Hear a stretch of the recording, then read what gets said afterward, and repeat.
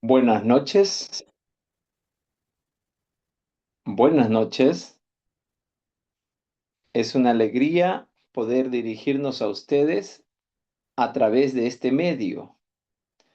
Queremos saludar a cada una de las personas que están con nosotros conectados a través de los diferentes medios que tenemos para compartir el programa que estamos realizando en esta semana El drama de la pasión.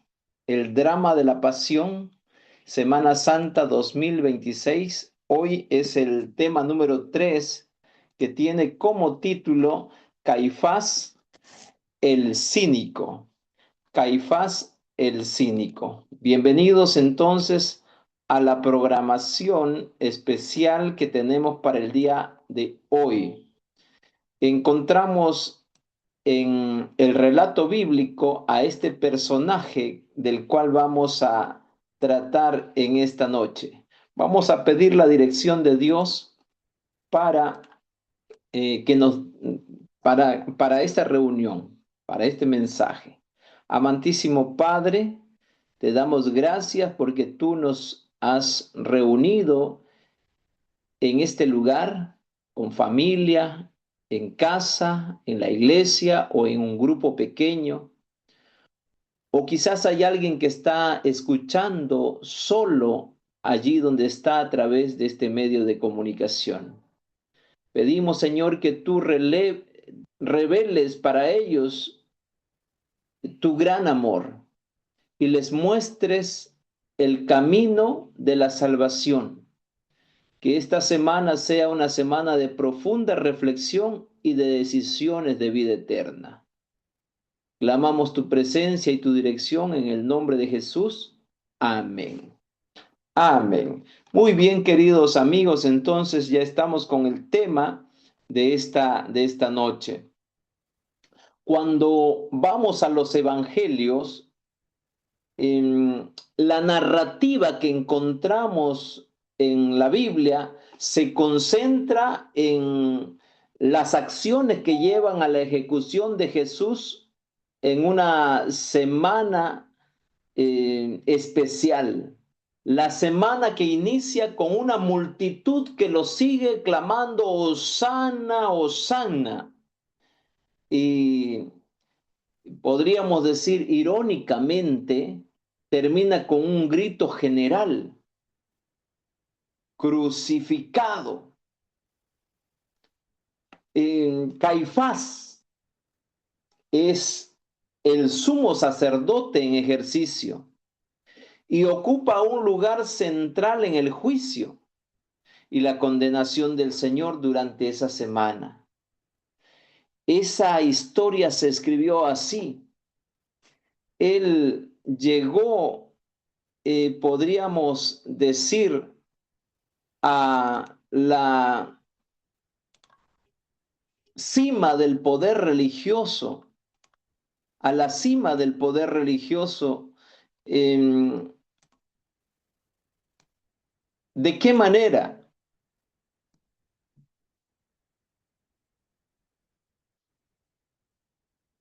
Manipulando el pensamiento de los demás miembros del Sanedrín. Él era el presidente de este concilio. Era miembro del partido de los fariseos y venía de una familia, vamos a decir, rica o influyente. Se casó muy bien con la hija del influyente Anás. Caifás era el yerno de Anás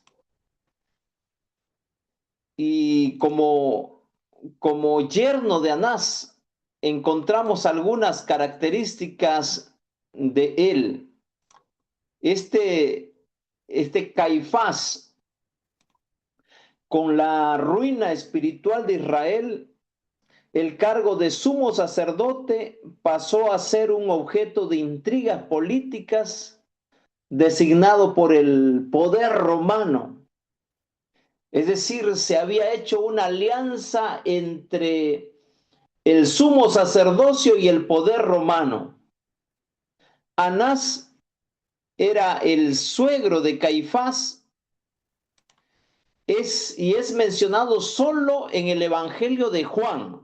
Y lo puedes revisar en Juan capítulo 18, versículo 12, y también está del 19 al 24.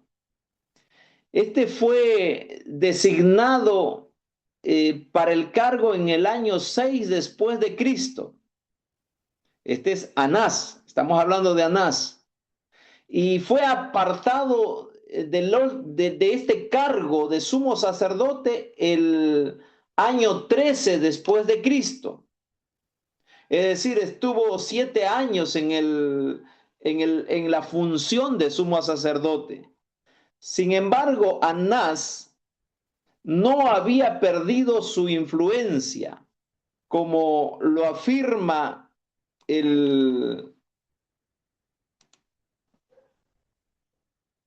historiador Flavio Josefo, y también lo confirma el Nuevo Testamento. En Lucas capítulo 3, versículo 2, Anás y Caifás son mencionados como sumos o como sumo sacerdote, vamos a decir, pero ambos como sumos sacerdotes. En Hechos capítulo 4, versículo 6, Anás es tratado como sumo sacerdote y hay funciones que se superponen. En Caifás era el sumo sacerdote por derecho. Sin embargo, Anás era el sumo sacerdote emérito. Es decir, él llevaba el liderazgo, aunque no tenía el cargo. ¿Quién era Caifás? Después de una rápida sucesión de sumos sacerdotes de la familia de Anás, Caifás fue escogido como sumo sacerdote de los judíos por el procurador romano Valerio Grato, el predecesor de Poncio Pilato, cargo que ocupó entre el año 18 al año 36 después de Cristo. Probablemente fue el último,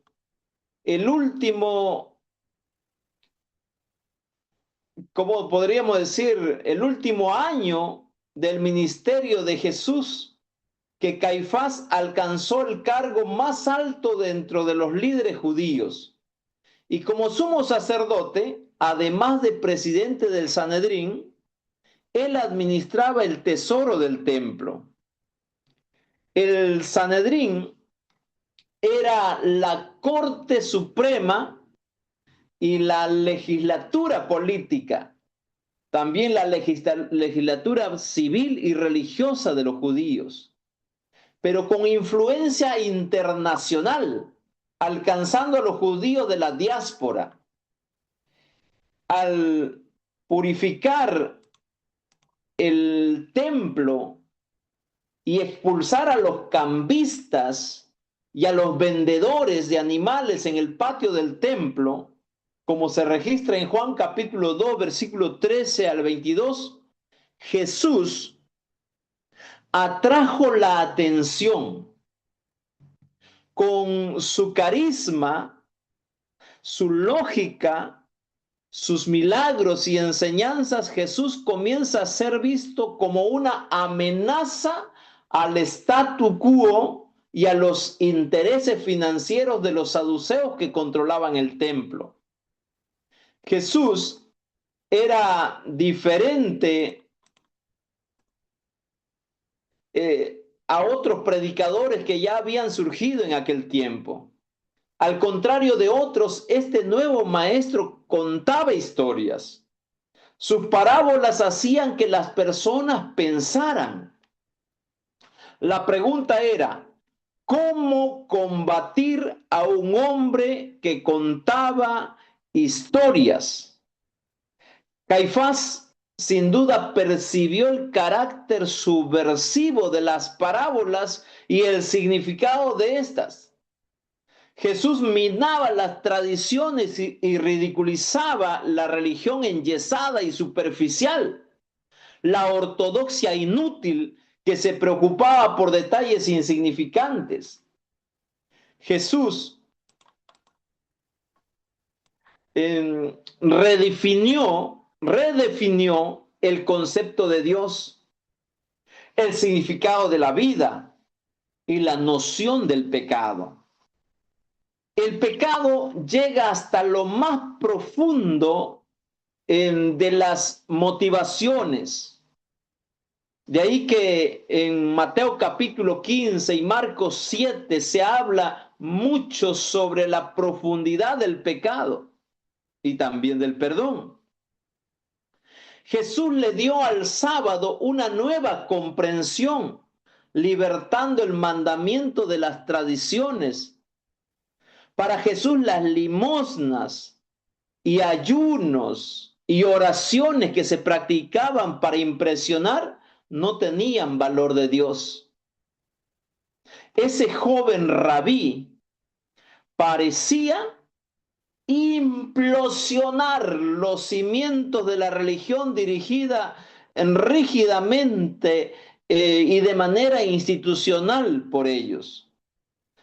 Esta amenaza llamada Jesús debía ser removida, lo que se vuelve una idea fija en la historia y las pretensiones de Caifás.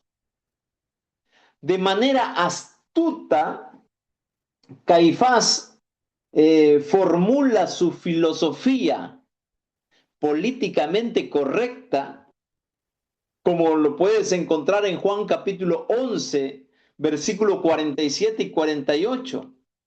Y ahí dice, conviene que un hombre muera por el pueblo y no que toda la nación perezca. Y desde entonces decidieron matar a Jesús. Ese fue el objetivo de la envidia despertada en este sumo sacerdote llamado Caifás. Con la complicidad de Judas, Caifás ordena que Jesús sea arrestado esa noche del jueves. Del Getsemaní, él es llevado ante Anás y después a Caifás, cuya casa estaba cerca. Según los evangelios, Caifás es el gran articulador en el juicio de Jesús. Ese encuentro que determinó su muerte, además de Anás y Caifás, incluyó a los principales sacerdotes, como dice en Mateo capítulo 26, versículo 3. El complot homicida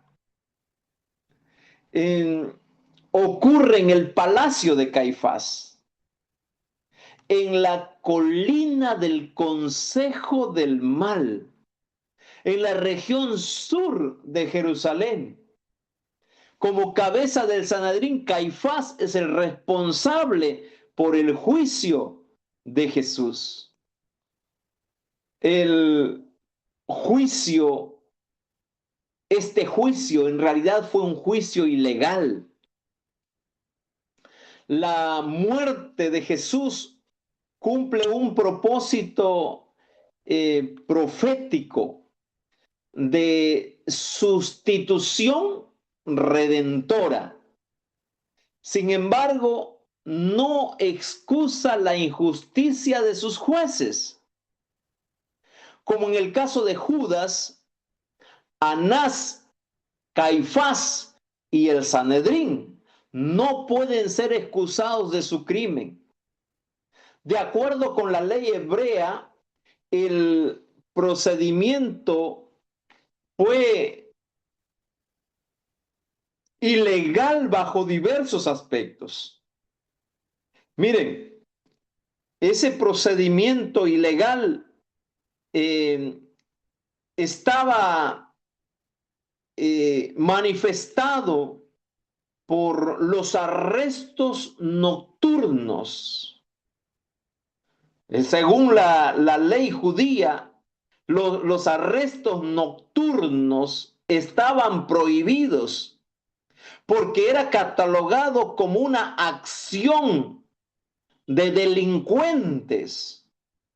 Ahora, Caifás actuó de forma ilícita al utilizar a Judas, que siendo discípulo de Jesús, debería ser considerado cómplice en el supuesto crimen, lo que también estaba vetado por la ley. Es decir, si Jesús era un criminal, entonces la ley ordenaba a Caifás que mandara arrestar también a Judas, pero en este caso lo hizo sus cómplices.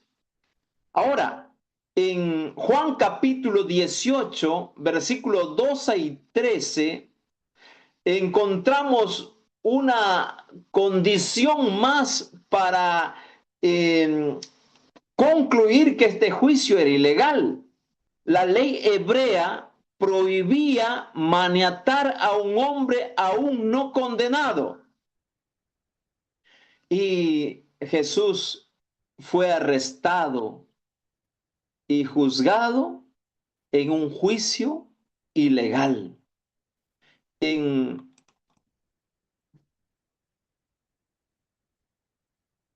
la ley hebrea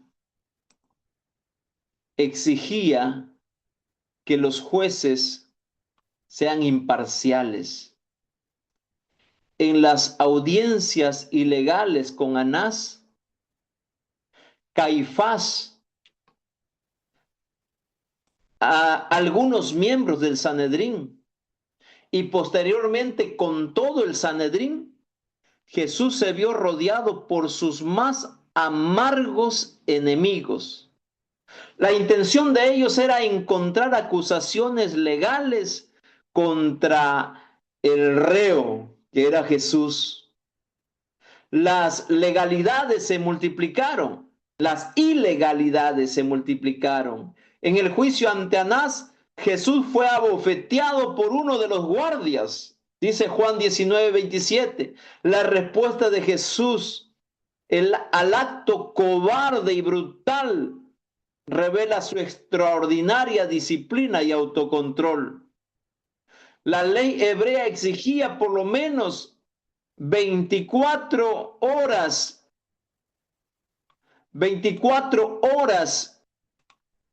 entre una audiencia y otra, en casos de sentencias capitales, juzgando que podrían surgir nuevas evidencias en favor del reo que pudieran librarlo de la muerte.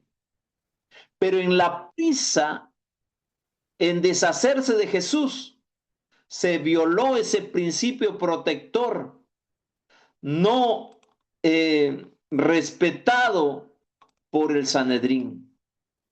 La ley hebrea también exigía que los jueces fueran imparciales y exentos de toda pasión para juzgar con buena conciencia. En el caso de Jesús, la corte que lo juzgó ya había decidido la sentencia antes del juicio. Otra clara ilegalidad se demuestra en el hecho de que Jesús no tuvo ningún tipo de defensa en este tribunal de asesinos. ¿Por qué tanto odio? ¿Cuáles eran las causas del odio? Se presentaron testigos falsos con acusaciones ridículas, pero las reales razones del odio contra Jesús eran otras. Número uno, él desenmascaró la impiedad y la hipocresía de los altos escalafones del judaísmo. Número dos, denunció la deshonestidad y la farsa de las celebridades religiosas. Número tres, los llamó generación de víboras. Número cuatro, profirió los terribles ayes contra quienes se consideran santos, como está en Mateo 23. Número 5, afirmó que eran peores que quienes juzgaban como los peores pecadores, como las prostitutas y los publicanos. Y por último, amenazó directamente sus ganancias ilícitas y ventajas financieras. En otras palabras, Jesús expuso las entrañas de la hipocresía de los altos escalafones del judaísmo. Jesús fue acusado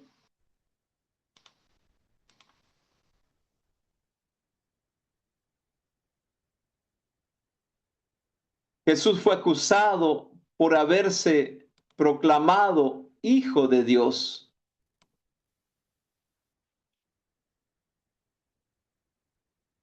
Pero no era la esperanza esencial de los judíos.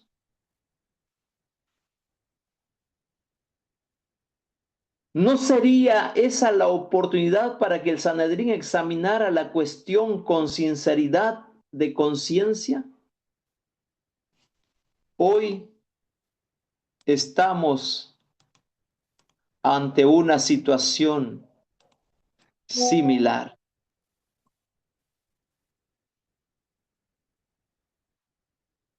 Hace varios años, Caifás y sus colegas avergonzaron a la historia de la humanidad. Fueron responsables del episodio más importante de la historia, marcados por fallas e injusticias. ¿De qué acusaban al divino prisionero? Jesucristo había desafiado el establecimiento religioso, las reprobaciones más duras de Cristo, sus advertencias más cáusticas no fueron contra lo que eran considerados grandes pecadores, los inmorales e impuros, sino contra quienes se juzgaban santos y perfectos, y por lo tanto mejores en su propia evaluación. Los que ocupaban altos cargos religiosos fueron seriamente estremecidos por este oscuro rabí Galileo, maestro en arrancar las máscaras.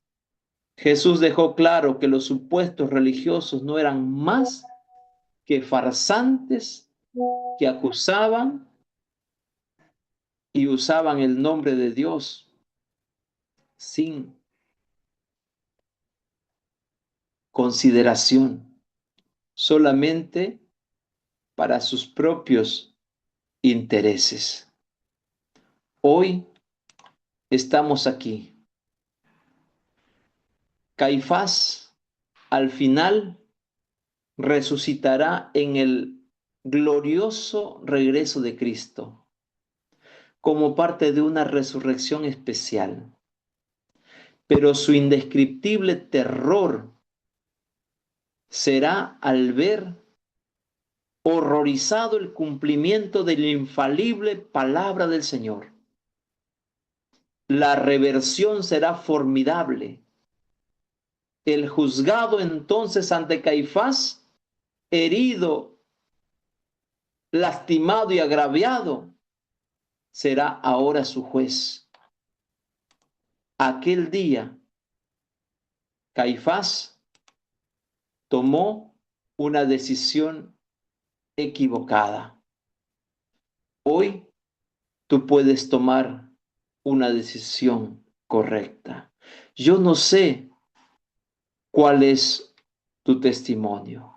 Yo no sé cuál es tu vida.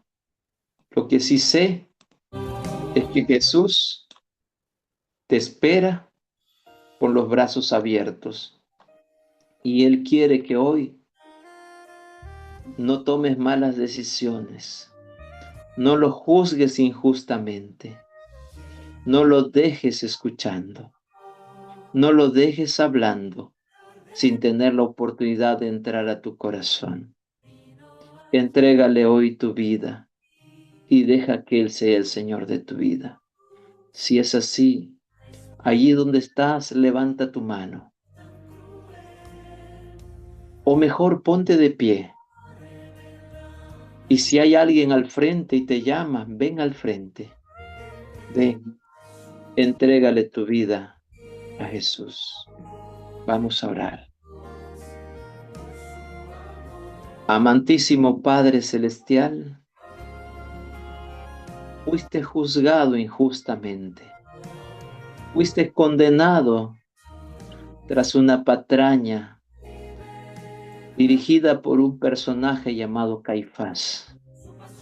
Pero hoy te toca ser juzgado por cada uno de los que estamos aquí.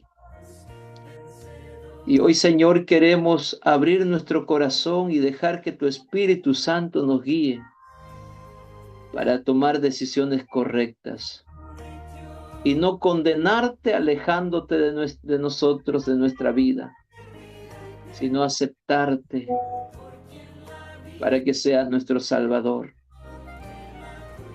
y habites en nuestro corazón para siempre. Te entregamos nuestra vida, te entregamos nuestro corazón. En el nombre de Jesús. Amén. Que Dios te bendiga. Te esperamos mañana para un programa muy especial. Dios te bendiga.